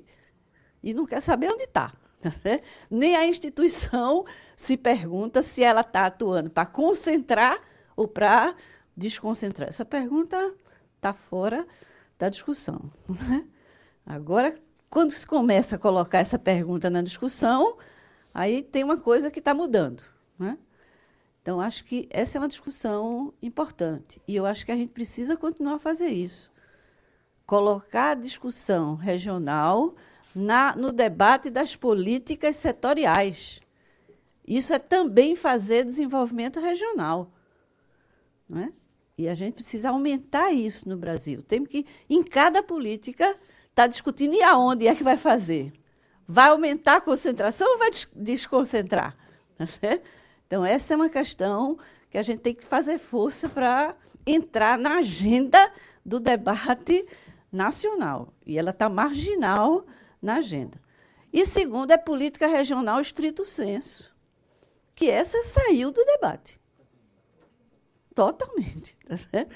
Saímos do debate totalmente. Quer dizer, como a política macro, como o novo jeito de crescer, a gente viu aqui no Congresso desde o primeiro dia, foi favorável ao Norte e ao Nordeste. Aí eu digo, nós também do Norte e Nordeste ficamos meio anestesiados, né? Meio encantados com os efeitos positivos do que aconteceu no Brasil nos últimos anos. Mas a gente não pode cair nessa cilada. Certo? Quer dizer, o Brasil, com a dimensão da desigualdade regional que tem e o maior hiato é o hiato para o Nordeste, que faz o esforço que faz, e a gente continua 13% do PIB do Brasil, tá certo? E não sai desse patamar, né? Um país como este, que tem um hiato desse tamanho, não pode abandonar a discussão de política regional estrito sensu. Infelizmente, é isso que eu tenho que dizer. Muito obrigada.